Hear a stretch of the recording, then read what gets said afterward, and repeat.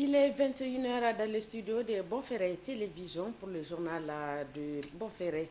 Cela dit, lancement cet après-midi de la campagne de vulgarisation du plan de développement économique et social PDS 2022-2026. Il s'agit au cours de cette phase d'expliquer aux populations nigériennes les tenants et les aboutissants de ce document stratégique pour le Niger. C'est le ministre du Plan, Rabiou Abdou, qui a donné le coup d'envoi. Balima Brema et Ibrahim Ide pour les précisions. Après le coup de maître obtenu à Paris pour la mobilisation de fonds dans le cadre du plan de développement économique et social PDES 2022-2026, le gouvernement du Niger veut porter la bonne nouvelle au plus près de la population nigérienne. 45 milliards d'euros obtenus en termes d'engagement pour un besoin estimé à 29,6 milliards d'euros. Selon le ministre du Plan, cela a été possible par l'engagement des autorités nigériennes. Le RON a enregistré la participation de 1300 investisseurs et partenaires techniques et financiers de haut rang. Ces 1300 investisseurs et PTF provenaient de 23 pays différents et 40 institutions internationales et organismes de développement. Le besoin de financement se chiffrait à 19 417,6 milliards de francs CFA. Ça fait à peu près 29,6 milliards d'euros, pas à peu près, ça fait 29,6 milliards d'euros, dont 45% assurés par l'État du Niger. Sur ces 19 417 milliards de francs CFA, il était attendu des partenaires au développement institutionnel 6 756,8 milliards de francs CFA, soit 10,3 milliards d'euros. Et de l'autre côté, 3 936 milliards de francs CFA attendus du secteur privé. Il y a donc de quoi expliquer le contenu de ce plan aux populations nigériennes pour qu'elles s'en approprient. La campagne donc de vulgarisation a pour objectif principal de contribuer à la mise en œuvre efficace du PDS et de façon spécifique, il s'agit de partager le contenu du document avec les différents acteurs du développement au niveau régional en vue d'un alignement parfait des plans de développement communaux, mais également des plans de développement régionaux aux orientations donc du plan, parlant du PDS 2022-2026. Pour cela, des ateliers seront organisés dans les chefs-lieux des régions, des ateliers avec des échanges, même dans les zones les plus reculées et les plus touchées par l'insécurité. Dans toutes ces zones, l'administration est présente, l'État est présent. Lorsque on veut intervenir dans ces contrées-là, ce qu'on fait, on prend juste des précautions supplémentaires par rapport à ce qu'on fait dans les autres communes qui ne sont pas qualifiées de communes d'insécurité. Donc, on vient avec un dispositif conséquent, mais ce sont des communes qui bénéficient exactement des mêmes services publics que les autres communes. Pour ce troisième plan de développement économique et social, PDES, depuis 2012, 3 axes stratégiques sont concernés. Le développement du capital humain, l'inclusion et la solidarité, la consolidation de la gouvernance, paix et sécurité et la transformation structurelle de l'économie. Clôture ce matin à l'Assemblée nationale de la deuxième session ordinaire, dite session budgétaire au titre de l'année 2022. Plusieurs projets de loi ont été adoptés. Plus de détails avec Suleiman Souman et Abdoulaye Seydou. Après 90 jours d'intenses travaux, les parlementaires ont clos ce matin les travaux de la deuxième session ordinaire de l'Assemblée nationale au titre de l'année 2022 dite session budgétaire. Cette session a été marquée par le discours de clôture du président de l'institution qui a d'abord retracé les points traités au cours de cette session, dont entre autres la loi des finances 2023. L'Assemblée nationale, en commission comme en plénière, sont plutôt particulièrement portées sur l'examen du projet de loi de finances relatif à l'année 2023.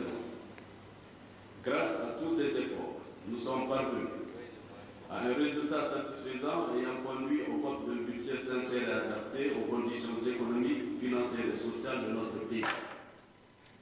En dépit des turbulences de plusieurs sortes qui caractérisent le contexte de son élaboration, ce budget, équilibré en recettes et en dépenses, à un montant de 3 291 milliards 600 millions, accuse une progression de plus de 5,25% ce qui est fort méritoire. Le président de l'institution, Seynou Oumarou, est revenu sur les événements de Tanout tout en donnant la position des parlementaires sur cette affaire. Comment peut-on alors comprendre le dénigrement, sans aucune forme de preuve, des actions que ces éléments conduisent en mission commandée?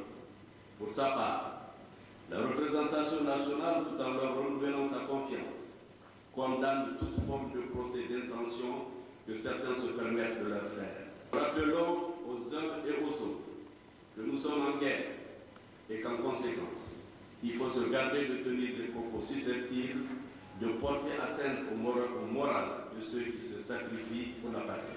S'agissant de l'affaire de la dépravation des mœurs à cas de l'homosexualité, l'Assemblée nationale a été claire. C'est le lieu de rappeler que les Nigériens, dans leur ensemble, ne supportent pas la provocation gratuite susceptible de porter atteinte à ce ordre social. C'est pourquoi il nous est difficile d'accepter l'activisme militant de certaines associations fondées sur l'orientation sexuelle qui agissent sur la base de mimétisme de mauvais aloi, manifester sur la place publique avec comme seule revendication ce type d'orientation comporte le danger de pousser les plus tolérants à des attitudes extrêmes dont les conséquences sur la paix sociale sont imprévisibles. À cet égard, au nom de la représentation nationale, je demande au gouvernement d'agir fermement pour arrêter ce type de dérive. Au cours de cette cérémonie de clôture, le président de l'institution, Seynou Oumarou, a beaucoup insisté sur la nécessité pour les élus nationaux de contribuer à la conscientisation des populations sur les principaux défis auxquels le pays est confronté. Juste avant la clôture à l'Assemblée nationale, le président de la Commission nationale des droits humains, CNDH, a officiellement présenté ce matin le rapport annuel de l'institution et les activités de l'année 2021. Retrouvons Souleymane Ousmane et Abdoulaye Seydou pour plus de précisions. C'est l'une des exigences de la Constitution de novembre 2010, la présentation du rapport de la CNDH sur les droits humains au Niger devant l'Assemblée nationale. L'institution de El Hadj Mati n'a pas dérogé à la règle. Elle a officiellement présenté son rapport annuel sur la situation des droits humains au Niger et son rapport d'activité pour l'année 2021 devant l'Assemblée nationale. Dans un premier temps, El Hadj Mati a fait le tour de l'état des droits humains au Niger dans ses différentes composantes.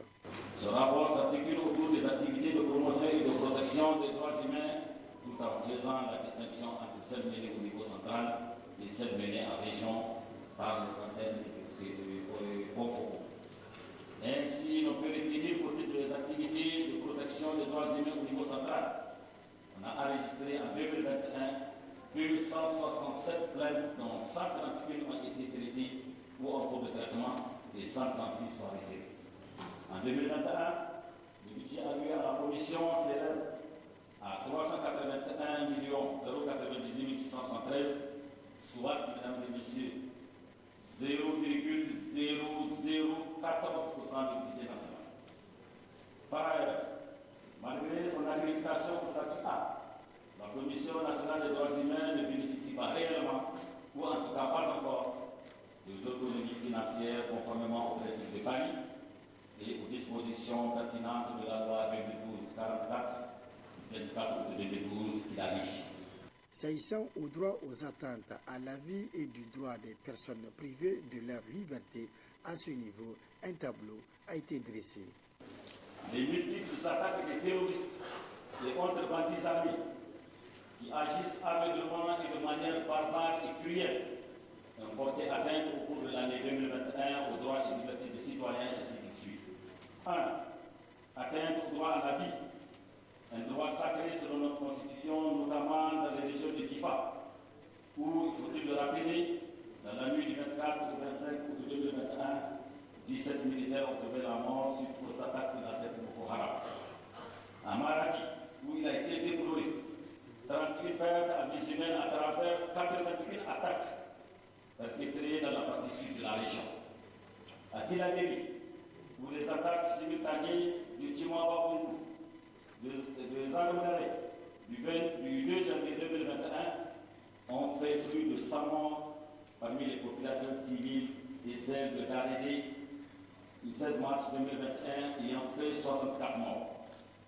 À Tawa, avec l'attaque de Tilia le 21 mars 2021, ayant fait 141 morts auxquels s'ajoutent les 16 victimes de l'embuscade du 1er mai 2021 aux éléments de la garde nationale de la gendarmerie nationale. D'autres domaines examinés par le rapport portent sur le droit à la santé et à l'éducation. Le rapport a également donné sur les droits environnementaux, de la responsabilité sociale des entreprises et de la protection du droit au travail, qui sont des préoccupations constantes de la CNDH. Enfin, plusieurs recommandations ont été formulées par la CNDH, qui note qu'en dépit des progrès réalisés pour rendre effectifs les droits et libertés, des défis restent à relever.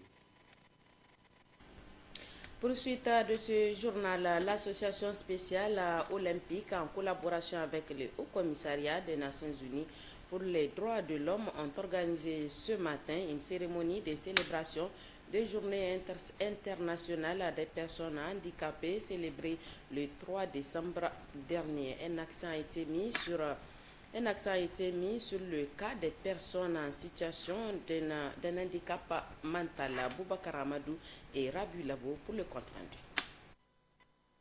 Il n'y a pas de santé sans santé mentale. La promotion et la protection des droits des femmes et des enfants en situation de handicap mental au Niger, défis, opportunités et perspectives. C'est sur ce slogan et cette thématique que l'association spéciale olympique, en collaboration avec le Haut Commissariat des Nations Unies pour les droits humains, célèbre la journée internationale des personnes handicapées avec un accent particulier sur les personnes en situation de handicap mental. Célébrée le 3 décembre de chaque année depuis 1992, cette journée offre l'occasion de rappeler l'importance de la Déclaration universelle des droits de l'homme et la Convention internationale relative aux droits des personnes handicapées. Spécial olympique supprime les obstacles et les stigmates auxquels sont confrontées les personnes ayant une déficience intellectuelle et partager avec la communauté les dons et les talents des personnes handicapées intellectuelles. C'est pour toutes ces raisons que Spécial olympique Niger s'associe aujourd'hui à la commission pour organiser cet événement et faire valoir les qualités de nos athlètes comme cela se fait dans tous nos pays.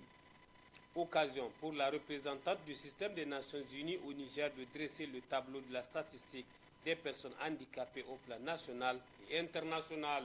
De par le monde, 15% de la population mondiale vit avec un handicap. Cela équivaut à plus d'1 milliard de personnes et 80% de ces personnes vivant avec handicap sont dans des pays en développement. Selon le dernier recensement général de la population et de l'habitat effectué en 2012 au Niger, ce pays compte plus de 700 000 personnes en situation de handicap, soit plus de 4% de sa population. De par le monde, ne serait-ce qu'à titre illustratif, 3% seulement des personnes en situation de handicap sont alphabètes. 1% seulement des femmes en situation de handicap peuvent lire et écrire. Aux enfants, maintenant, en situation de handicap, soulignons que 90% de ceux-ci n'ont pas accès à l'école ou ne vont pas à l'école. Compte tenu de l'importance des défis auxquels les personnes handicapées mentales sont confrontées en ce qui concerne l'accès à la santé, la justice, l'éducation, les acteurs du domaine et les décideurs doivent avoir un œil regardant sur le phénomène, a reconnu le représentant du ministère en charge de la santé publique. Nous ne voulons pas faire disparaître la différence de la personne handicapée, nous ne voulons pas la gommer. Nous voulons tout simplement lui donner sa place. C'est cela aussi l'humanisme. Je voudrais en ces jours rappeler que nos politiques, à l'égard de nos compatriotes handicapés mentaux et physiques, fassent du Niger un exemple de fraternité républicaine et de lutte contre l'exclusion. Au cours de cette journée, l'assistance aura droit à plusieurs présentations, notamment sur le cadre juridique et institutionnel national, régional et international de la promotion et la protection des droits des femmes et des enfants en situation de handicap mental ou encore les défis inhérents à la promotion et à la protection des droits des femmes et des enfants en situation de handicap mental.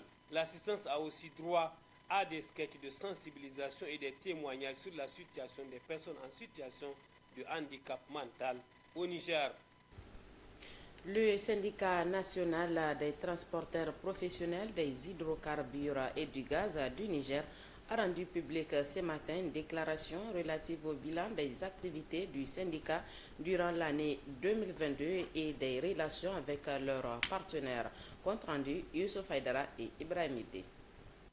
C'est un bilan satisfaisant que dresse le syndicat national des transporteurs professionnels d'hydrocarbures et du gaz du Niger, SNTP-HGN en abrégé, s'agissant de ses activités au titre de l'année 2022.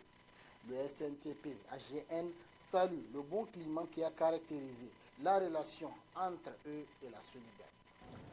Le SNTP-HGN salue les efforts fournis par le directeur général de la SONIDEP et son personnel, en privilégiant particulièrement le dialogue, la transparence et l'équité dans le secteur du transport.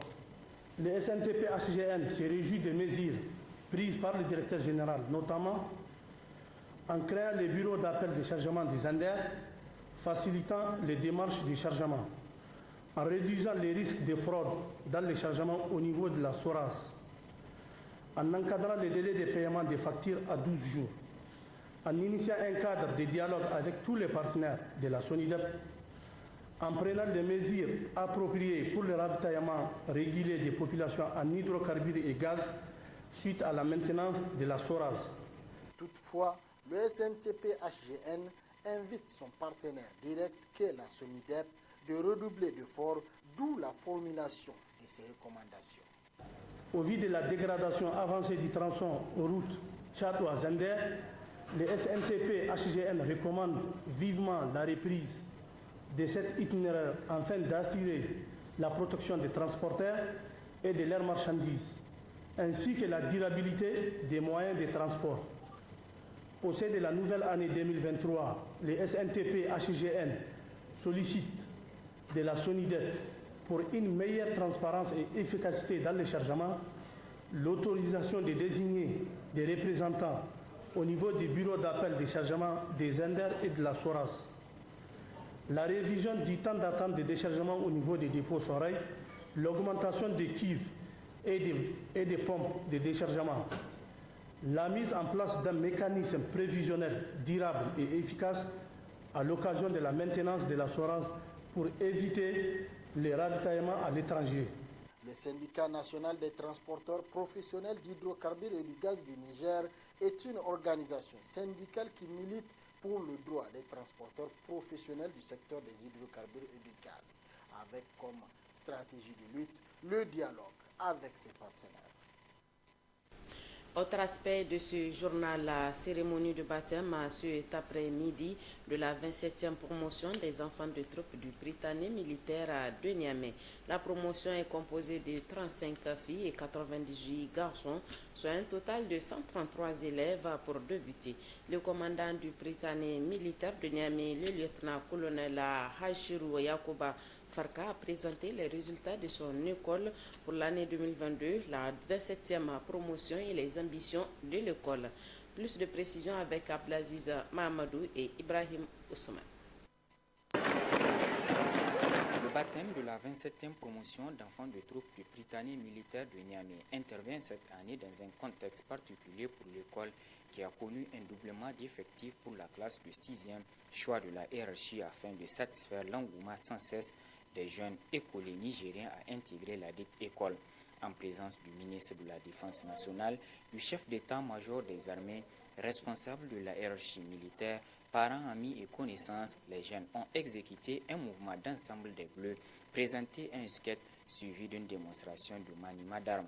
La mise en place des élèves de 6e et du Fagnon, du président des élèves et des parrains, la remise des attributs et le retrait des parrains ont précédé l'allocution du président des élèves, suivi de la réponse de la Benjamin de la promotion, Bachir Issifi Talfi Hadjara.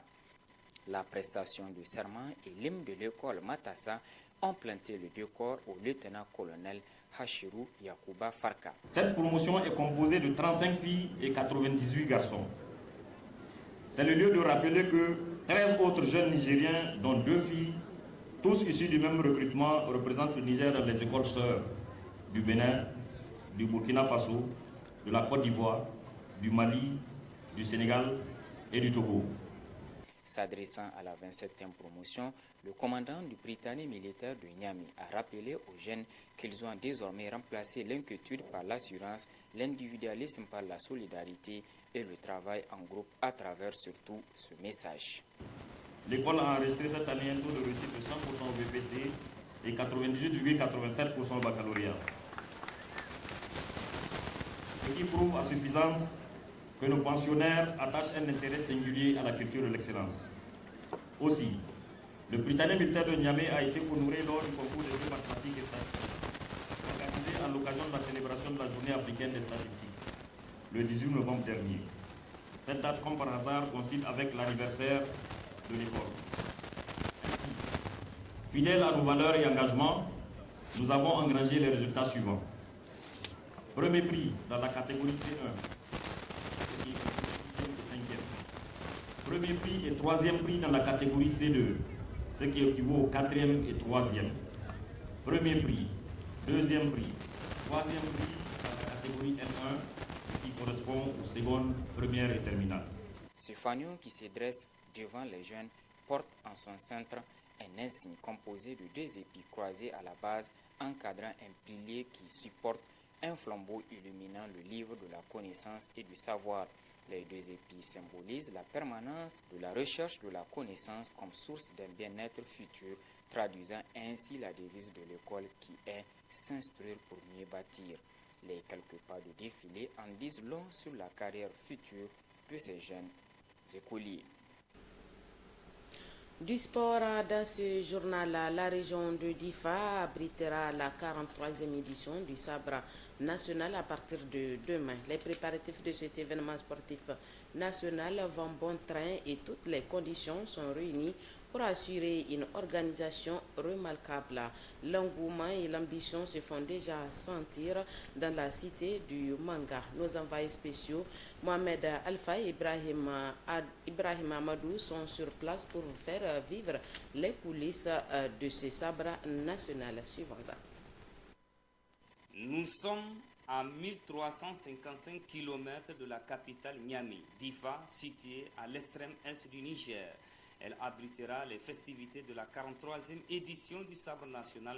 Toutes les dispositions sont prises pour une meilleure organisation au grand bonheur des différentes délégations venues pour la circonstance. Nous sommes à pied d'œuvre. Si on prend le côté hébergement, par rapport aux délégations, nous avons choisi 8 sites qui vont accueillir les 8 régions. Et ces 8 régions, ils ont 53 participants par région. Vraiment, à ce niveau, tout est prêt. Les 8 sites sont déjà alimentés en eau, en électricité. On a amené les matelas, les seaux, les bouilloires, les bassines. En tout cas, vraiment, et l'aspect aussi hygiène, nous avons pris des dispositions par rapport à la latrine et autres.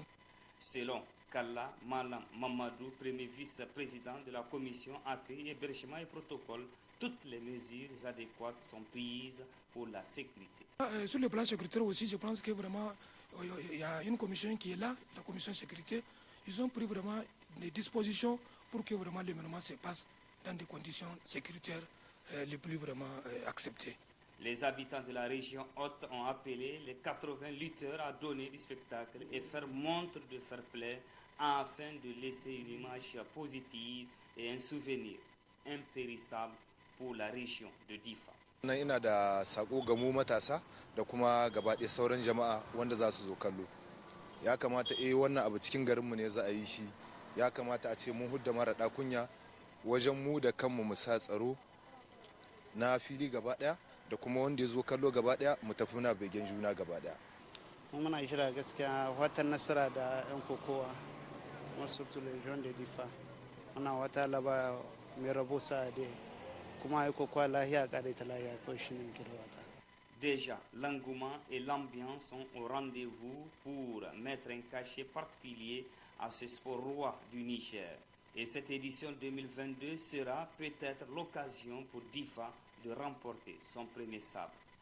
Quoi de plus normal de voir l'engouement à travers la ville, à travers le comportement des gens. Vous sentez déjà la fête qui gravite autour de cet événement qui a un caractère social, qui a un caractère politique, qui a un caractère économique. Donc c'est la crème même de la société.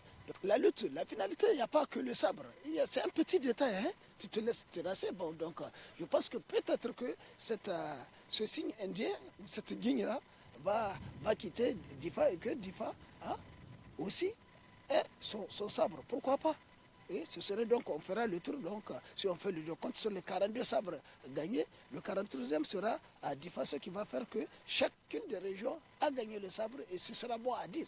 Difa, ville du Héné, connue pour sa diversité culturelle, vibrera au rythme de la 43e édition du sabre national pendant une dizaine de jours. L'ouverture de cet événement sportif national est prévue ce vendredi 23 décembre 2022 et les combats entre les 80 lutteurs débuteront le samedi 24 décembre 2022. C'est la fin de ce journal. Merci de nous rester fidèles. Le programme continue sur Bonferré Télévision. Bonne réception, bonne soirée à tous.